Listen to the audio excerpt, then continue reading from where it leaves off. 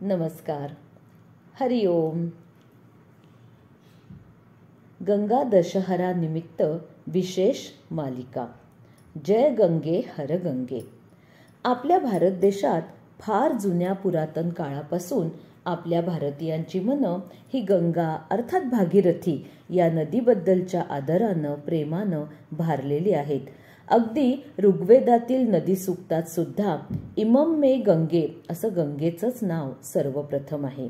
महाभारतातील वनपर्वात सुद्धा यत्र गंगा महाराज स देशास्तत पोवनम सिद्धक्षेत्रैच तज्ज्ञेयं गंगातीर समाश्रितम. म्हणजे ज्या ठिकाणी गंगा वाहते तो उत्तम देश आहे. गंगा तीरावर असणारा हा भाग हा सिद्धक्षेत्र आहे असं वर्णन केलंय. अगदी पुढे 12व्या शतकात सुद्धा श्री ज्ञानेश्वर माऊलींनी का फेडीत पापताप पोखीत तिरीचे पादप समुद्राजाय आप गंगेचे जैसे अशा शब्दात तिचं गुणगान केलेलं आहे. अशा या गंगेची थोरवी ही केवळ संस्कारानं बनलेली धारणा किंवा मानसिक भावनिक संकल्पना नाही, तर याला वास्तवाचं अधिष्ठान आहे आणि त्याही पलीकडे काहीतरी आहे. गंगा हे वलयांकित नाव आहे.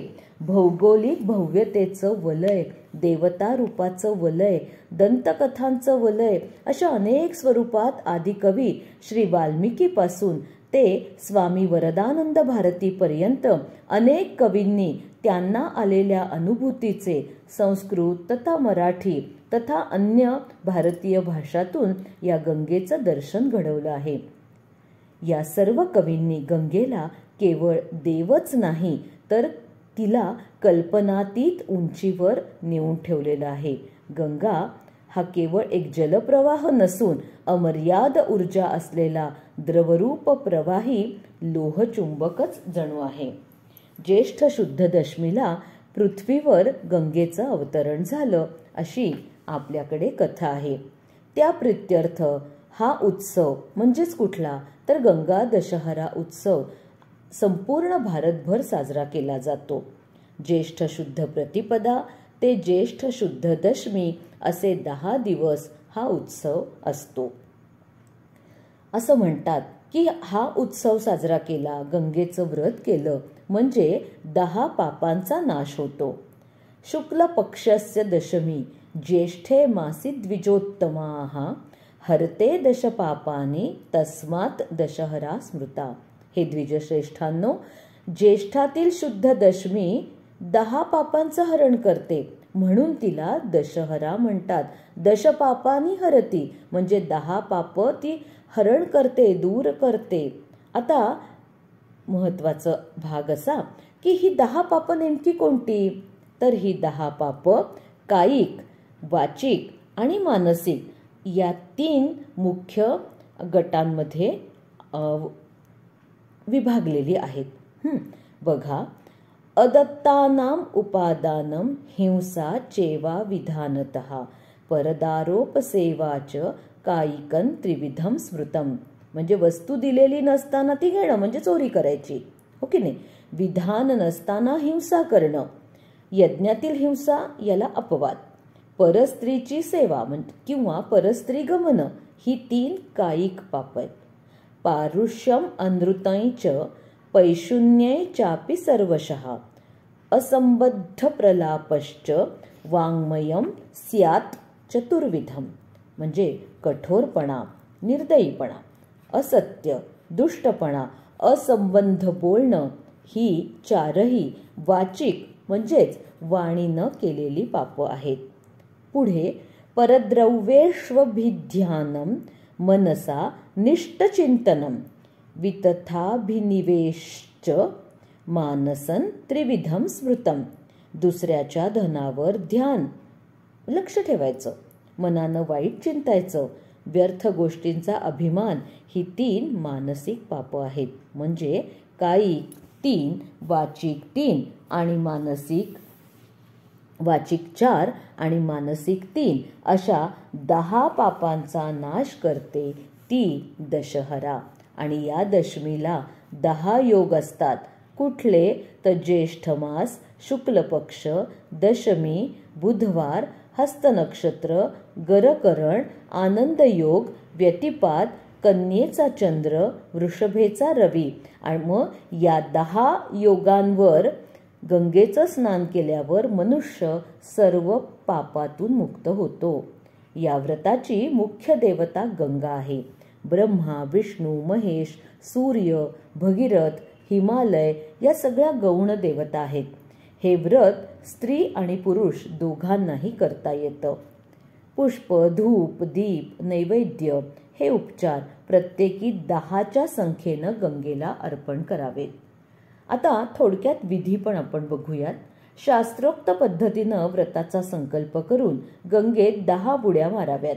गंगास्नान शक्य नसलं तर आपल्या गावच्या नदीत, जलाशयात, कोणत्याही नदीत स्नान करावं. पाण्यात उभं राहून गंगा स्तोत्राचं पठण करावं. मग तीर्थपूजा, पितृतर्पण करावं. धृत मिश्रित काळे तीळ, गुळ मिश्रित सातूच्या पिठात घालून त्याचे 10 पिंड करून ते गंगेत टाकावेत. सोन्याची, तांब्याची किंवा मातीची गंगा प्रतिमा करून तीरावरच तिचं पूजन करावं. आणि हे सर्व झाल्यानंतर एक मंत्र आहे, तो मंत्रही अवश्य म्हणायचा असतो. मंत्र असा आहे: नमो भगवत्ये दशपापहरायै गंगायै नारायण्यै रेवत्यै शिवायै दक्षायै अमृतायै विश्वरूपिण्यै नंदिन्यै ते नमो नमः. पूजा झाली की मग 10 ब्राह्मणांना 16 मुठी तिळाचं दान द्यावं, गोदान द्यावं. मासा, कासव, बेडूक, मगरी सगळ्या जलचरांच्या प्रतिमा करून त्या नदीत सोडाव्यात. त्या प्रतिमा सोन्याच्या, रुप्याच्या, धातूच्या, पिठाच्या, कशाच्याही असाव्यात. 10 दिवे लावून तेही प्रवाहात सोडावेत. आणि आत्ता जो मंत्र सांगितला त्या मंत्राचा 5000 जप करावा. 500च्या पटीत हवन करावं. 10 ब्राह्मण, 10 सुवासिनी यांना 10 दिवस भोजन घालावं. ज्येष्ठ शुद्ध प्रतिपदा ते दशमी रोज गंगेची पूजा करावी. गंगा लहरी स्तोत्र किंवा गंगेचं स्तोत्र, गंगाष्टक यांचा प्रतिदिन पाठ करावा. आपल्या उत्तर प्रदेशात गंगा तीरावर स्नानासाठी या 10 दिवसात खूप मोठी यात्रा भरते. हरिद्वार, ऋषिकेश, काशी, प्रयाग, नाशिक, वाई इथं सुद्धा ही यात्रा भरते. 10 दिवस कथा, कीर्तनं, गंगा लहरींवर प्रवचनं, आंब्याच्या रसाची जेवणं होतात. स्त्रिया 10 आंब्याचं वाण देतात. पंढरपुरात सुद्धा हा उत्सव मोठ्या प्रमाणावर साजरा होतो. आता थोडंसं गंगेच्या महात्म्याविषयी. आपण सुरुवातीलाच पाहिलं की गंगा ही भारतातील सर्वात पवित्र नदी आहे. गंगा या शब्दाचे विविध अर्थ सुद्धा पंडितांनी केलेत. गमयती भगवत पदम इति गंगा म्हणजे भगवंताच्या पदापर्यंत नेते ती गंगा. गम्यते प्राप्यते मोक्षार्थीभिः इति गंगा म्हणजे मोक्षार्थींना जी प्राप्त होते ती गंगा. म्हणजेच काय तर मुमुक्षु जिच्याकडे जातात. गंगेची काही इतरही नावं प्रसिद्ध आहेत. त्याच्याही छोट्याशा कथा आपण जाणून घेऊयात. विष्णुपदी म्हणजे ही गंगा विष्णूच्या पायापासून निर्माण झाली आणि वामन अवतारामध्ये बळीराजानं भगवंताला त्रिपादभूमी दान दिली.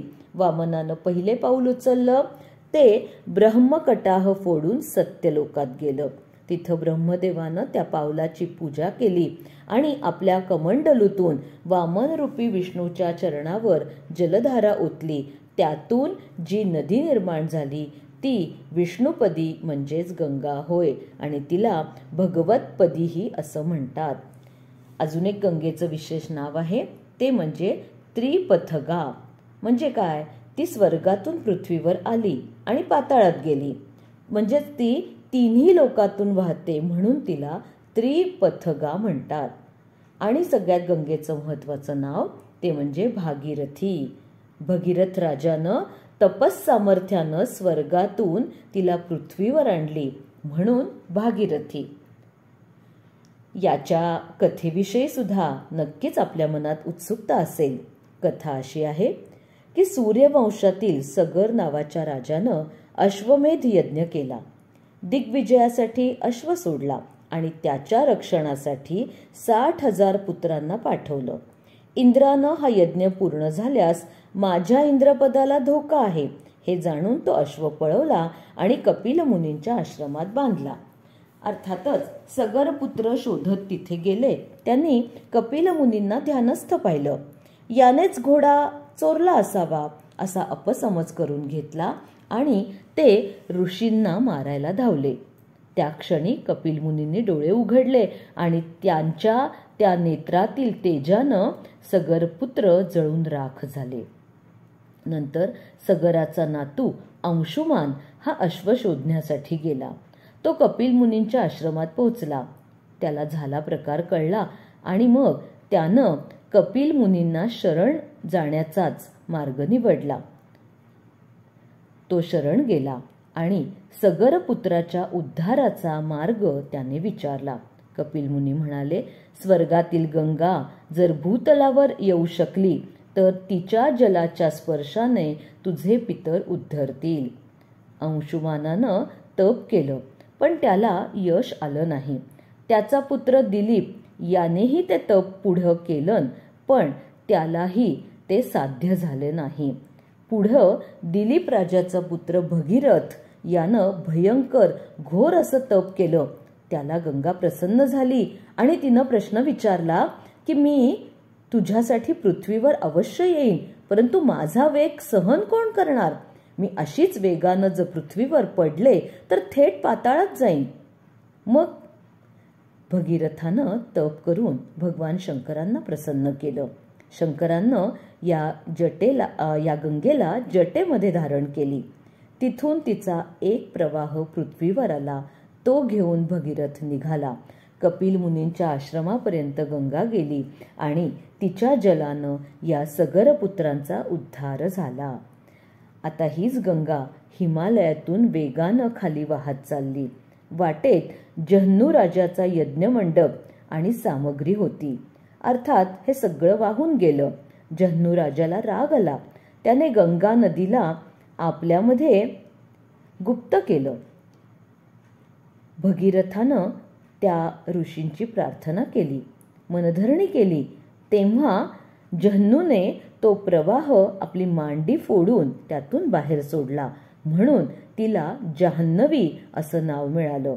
अशा रीतीनं गंगा पृथ्वीवर आली. केव्हा तर दशमी शुक्ल पक्षे तू ज्येष्ठे मासे कुजे हनी अवतीर्णा यतस्वर्गात हस्तक्षेर च सरिद्वरा. ज्येष्ठ मास, शुक्ल पक्ष, दशमी तिथी, मंगळवार, हस्त नक्षत्र या योगावर नदीश्रेष्ठा गंगा स्वर्गातून पृथ्वीवर अवतीर्ण झाली. महाभारतामध्ये सुद्धा गंगेच्या उगमाविषयी एक कथा आहे. असं म्हणतात की ब्रह्मदेवाच्या सभेत देव, यक्ष, गंधर्व, किन्नर असे सगळे बसलेले होते. अनेक राजे महाराजेही होते. त्या सभेत गंगा आली आणि तिचं सौंदर्य पाहून एका राजाचं तिच्याकडे लक्ष गेलं. गंगाही साहजिकच त्या राजाकडे पाहून थोडीशी आनंदित झाली. ब्रह्मदेवानं त्यांना शाप दिला की तू मृत्यूलोकी जन्म घेशील आणि त्या जन्मात गंगा तुझी पत्नी होईल. ती तुला प्रिय आणि अप्रिय अशा दोन्ही गोष्टी करेल. तो राजा पुढे शंतनू राजा म्हणून जन्माला आला आणि गंगा सुद्धा मानवी रूपात आली. दोघांचं लग्न झालं. आता गंगेची अट अशी होती की मी काहीही केलं तरी तू मला अडवणार नाहीस. अष्टवसूंना शाप होता की तुम्ही मनुष्य जन्माला जाल, पण त्यांना मनुष्य देहात राहायचं नव्हतं. म्हणून मग त्यांनी गंगेला विनंती केली की आम्ही तुझ्या पोटी जन्म घेऊ आणि आमचा जन्म झाला की लगेच तू आम्हाला आमचा वध कर, आम्हाला नदीच्या प्रवाहात सोडून दे, आम्हाला मनुष्य देहात राहायचं नाहीये. याप्रमाणे 7 वसूंचे जन्म झाले. प्रत्येक वेळी मूल जन्माला आलं की गंगेनं ते गंगेच्या पाण्यात बुडवायचं. अशी तिनं 7 मुलं मारली. शंतनू राजाला सुद्धा अटीनुसार काहीही बोलता आलं नाही. 8वा मुलगा झाला तो भीष्म. यावेळेला मात्र राजा शंतनूनं गंगेला अडवलं. तिला त्या मुलाला मारू दिलं नाही. आणि म्हणून मग ती भीष्माला घेऊन तिथून निघून गेली. त्याला सर्व शिक्षण देऊन मग पुढे तिने पुन्हा शंतनू राजाच्या स्वाधीन केलं. ती शंतनूची पत्नी म्हणून पंडितराज जगन्नाथानं तिला शंतनो रंगना असं म्हटलंय आणि भीष्माची माता म्हणून शंकराचार्यांनी तिला भीष्मजननी असं म्हटलेलं आहे. गंगा हे भारतवर्षाचं राष्ट्रीय महातीर्थ आहे. गंगा नदी हिमालयात गंगोत्रीजवळ जिथं गोमुख आहे तिथं तिचं उगमस्थान आपण पाहू शकतो. अर्थात ते स्थळ 13,800 फूट उंचावर आहे. तिथं गोमुखी असंही म्हणतात. पुढे मग तिचं नाव भागीरथी होतं आणि मग अलकनंदा, मंदाकिनी अशा नद्या तिला मिळतात. हीच नदी पुढे खूप दूरवरचा प्रवास करून बंगालच्या उपसागराला मिळते. त्या ठिकाणाला गंगासागर असं म्हटलं जातं. वाराणसी, प्रयाग ही प्रसिद्ध तीर्थक्षेत्र आणि याशिवाय अनेक क्षेत्र, अनेक नगरं ही गंगेच्या काठावर वसलेली आहेत. आध्यात्मिक क्षेत्रामध्ये जे स्थान गंगेचं आहे ते कसं आहे तर गीतेचं जे स्थान तेच गंगेचं स्थान आहे. गीतेच्या 10व्या अध्यायात विभूती योग सांगताना भगवान श्रीकृष्ण म्हणतात की स्रोतसामस्मी जहन्नवी. नद्यांमध्ये मी गंगा आहे असं साक्षात भगवंतांनी सांगितलेलं आहे. न गंगा सदृशम तीर्थन न देवः केशवात परहा ब्राह्मणेभ्यो परन्नास्ती एवमाह पितामहः. गंगेसारखं तीर्थ नाही, विष्णूसारखा देव नाही, ब्राह्मणापेक्षा श्रेष्ठ कुणीही नाही असं ब्रह्मदेवानी सांगितलेलं आहे. यत्र गंगा महाराज स देशस्तत्तपोवनम सिद्धिक्षेत्रैच तज्ज्ञेयं गंगा तीर समाश्रितम. महाराज, जिथं गंगा आहे ना तो प्रदेश तपोवन आहे. गंगेच्या तीराचा आश्रय असलेलं ते सिद्धक्षेत्र आहे असं समजावं. असं म्हणतात की आयुष्यात एकदा तरी गंगेचं स्नान घडावं, तिचं दर्शन घडावं. आपल्या प्रत्येक भारतीयाची अशी मनोमन इच्छा असते. नुसतं शेकडो योजनांवरून दूर गंगा गंगा असं म्हणत आहे त्या उपलब्ध पाण्याने जरी स्नान केलं तरीही ते स्नान सुद्धा गंगा स्नाना इतकंच पवित्र मानलं जातं.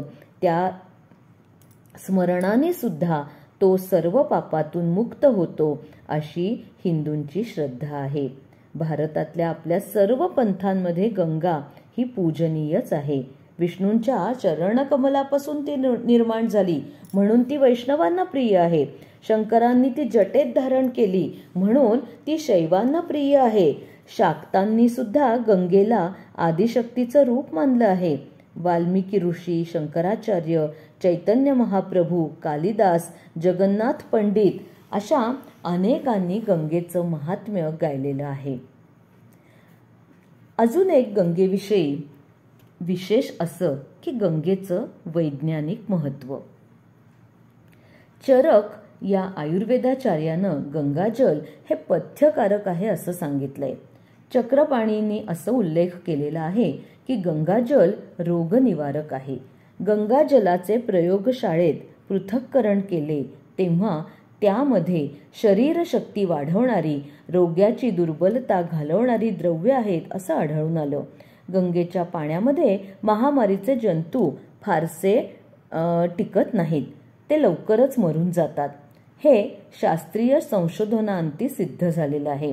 गंगाजलामध्ये रोगजंतूंना पोषक अशी द्रव्य नाहीत. अहो इतकंच काय, पाश्चात्य प्रवाशांनी आणि शास्त्रज्ञांनी सुद्धा गंगाजलाची महती गायली आहे.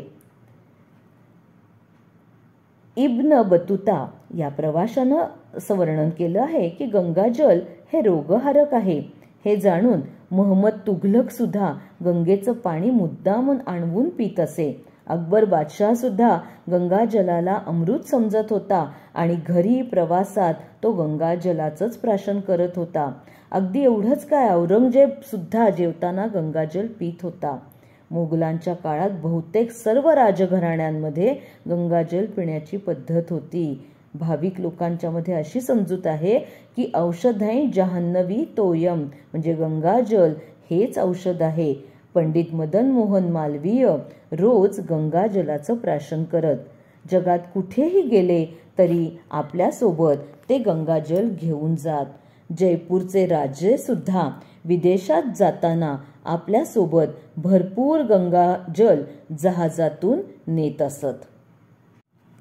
पावित्र्य, पापनाश, शुद्धी, उद्धार असे विषय निघाले की साहजिकच गंगेचा उल्लेख येतो. आपल्याकडे गंगेच्या फारशा मूर्तींविषयी माहिती आढळत नाही. काही मूर्ती गुप्त काळात तयार झाल्या. मध्य प्रदेशात उदयगिरीच्या गुहेत वराह मूर्तीमागे गंगा मूर्ती आहे. ही पहिली गंगा मूर्ती आहे असं मानलं जातं. ही मूर्ती मकरारूढ आहे. दक्षिण भारतात वर स्त्री आणि खाली मत्स्यरूप अशी मूर्ती आहे. बंगालमध्ये सुद्धा गंगेची मूर्ती मकरारूढ, मुकुटधारी आणि सालंकृत अशीच आहे.